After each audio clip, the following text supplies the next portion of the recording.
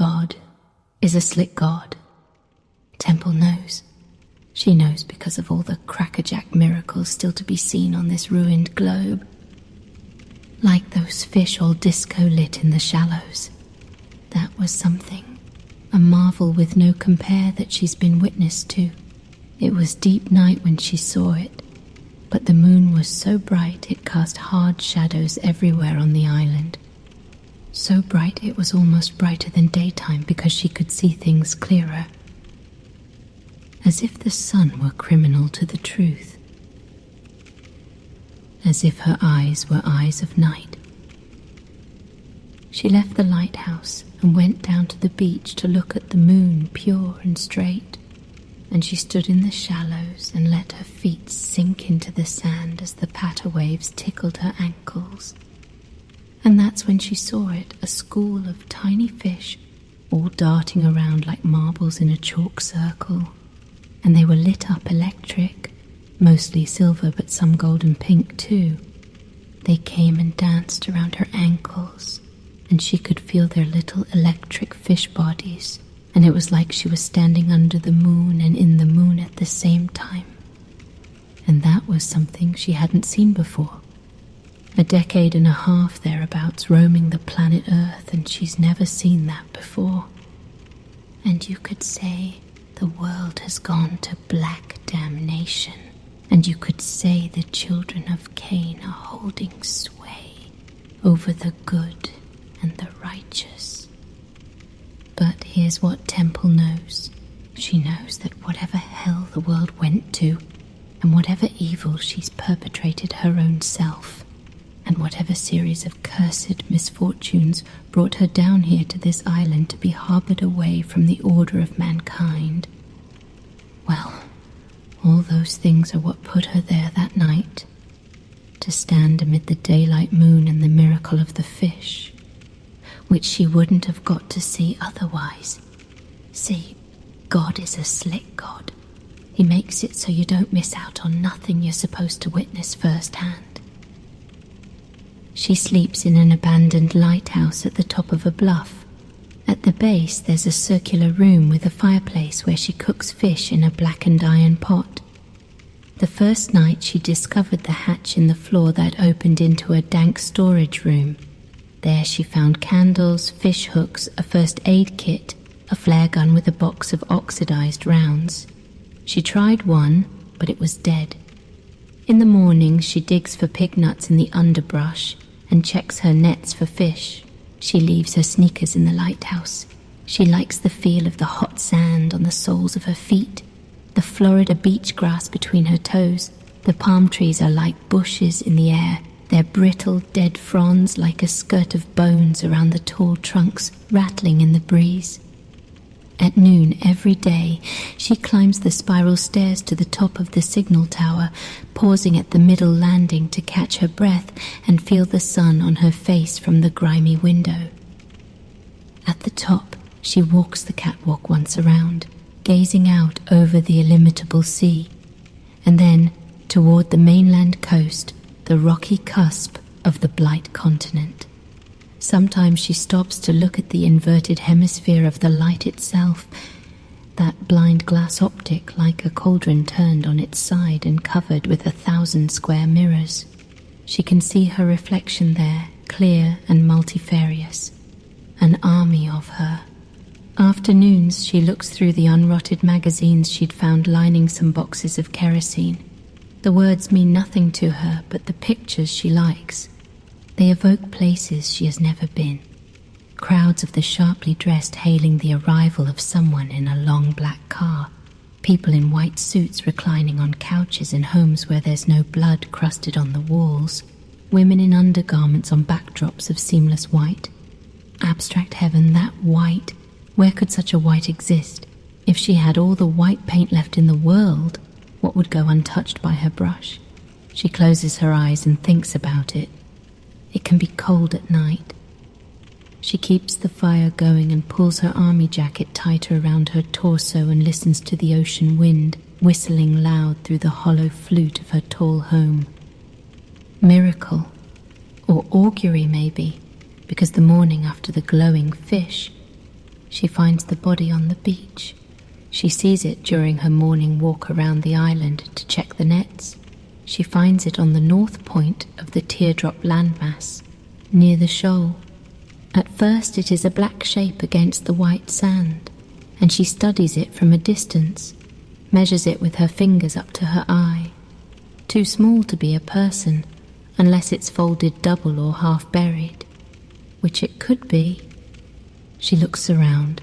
The wind blowing through the grass above the shore makes a peaceful sound. She sits and studies the thing and waits for movement. The shoal is bigger today. It keeps getting bigger. When she first came, the island seemed like a long way off from the mainland. She swam to it, using an empty red and white cooler to help keep her afloat in the currents.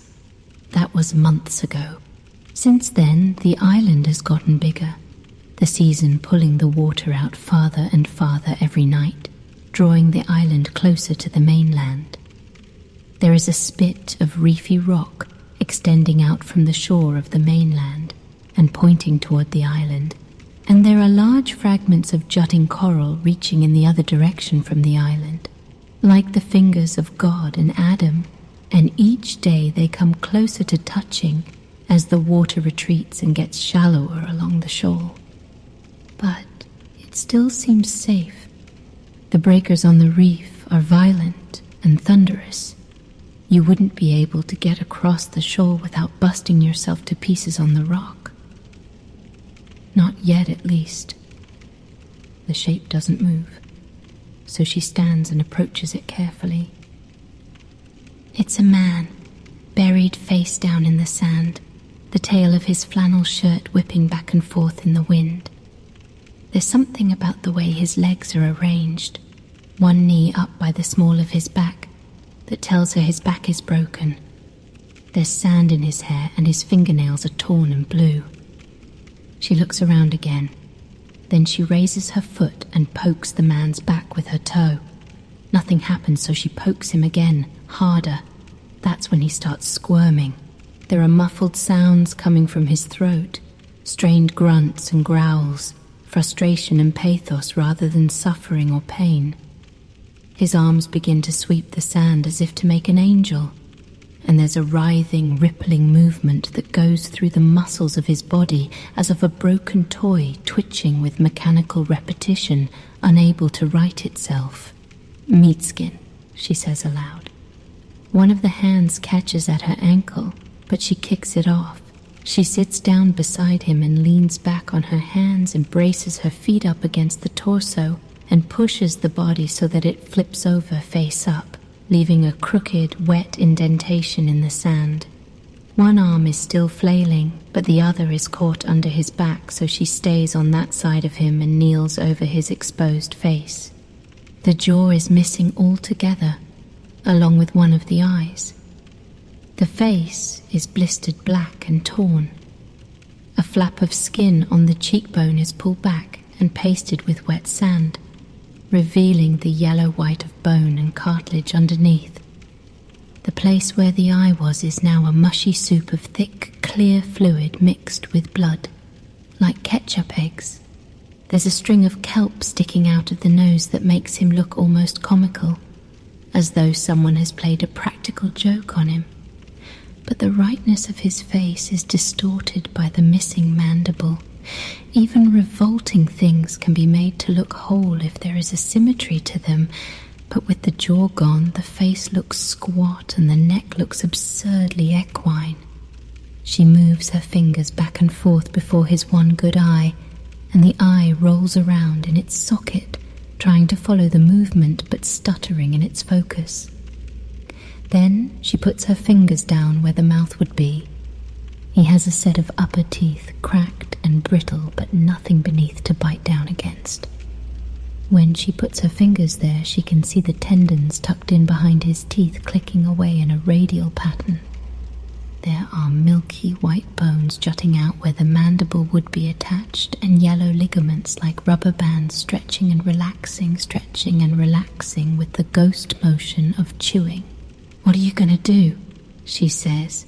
"Bite me? I think your biting days are gone away, mister." She takes her hand from his face and sits back, looking at him. He gets his head shifted in her direction and keeps squirming. "Stop fighting against yourself," she says. "Your back's broke. You ain't going nowhere. This is just about the end of your days." She sighs and casts a gaze over the rocky shoal in the distance, the wide flat mainland beyond. "What'd you come here for anyway, meat-skin?"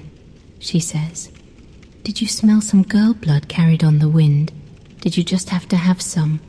I know you didn't swim here. Too slow and stupid for that." There is a gurgle in his throat, and a blue crab bursts out from the sandy exposed end of the windpipe and scurries away. "You know what I think?" she says. "I think you tried to climb across those rocks, and I think you got picked up by those waves and got bust apart pretty good. That's what I think. What do you say about that?"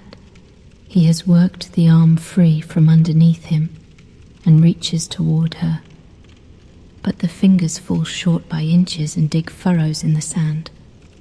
"Well," she says, "you should have been here last night. There was a moon so big you could just about reach up and pluck it out of the sky. And these fish, all electric-like, buzzing in circles round my ankles. It was something else, mister. I'm telling you, a miracle if ever there was one." She looks at the rolling eye and the shuddering torso. "Maybe you ain't so interested in miracles. But still and all, you can cherish a miracle without deserving one. We're all of us beholden to the beauty of the world, even the bad ones of us. Maybe the bad ones most of all." She sighs deep and long. "Anyway," she says, "I guess you heard enough of my palaver. Listen to me. I'm doing enough jawing for the both of us. Enough jawing for the both of us. Get it?" She laughs at her joke, and her laughter trails off as she stands and brushes the sand off her palms and looks out over the water to the mainland. Then she walks up to a stand of palm trees above the beach and looks in the grassy undergrowth, stomping around with her feet until she finds what she's looking for. It's a big rock, bigger than a football. It takes her half an hour to dig around it with a stick and extract it from the earth. Nature doesn't like to be tinkered with. Then she carries the rock back down to the beach where the man is lying mostly still. When he sees her, he comes to life again and begins squirming and shuddering and guggling his throat. "Anyway," she says to him, "you're the first one that got here. That counts, I guess. It makes you like Christopher Columbus or something.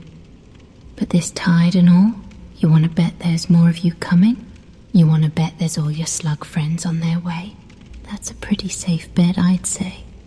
She nods and looks out over the shoal again. "Okay then," she says, lifting the rock up over her head and bringing it down on his face with a thick, wet crunch. The arms are still moving, but she knows that happens for a while afterwards sometimes. She lifts the rock again and brings it down twice more just to make sure. Then she leaves the rock where it is, like a headstone, and goes down to her fishing net and finds a medium-sized fish in it and takes the fish back up to the lighthouse, where she cooks it over a fire and eats it with salt and pepper. Then she climbs the steps to the top of the tower and goes out on the catwalk and looks far off toward the mainland. She kneels down and puts her chin against the cold metal railing and says, "I reckon it's time to move along again."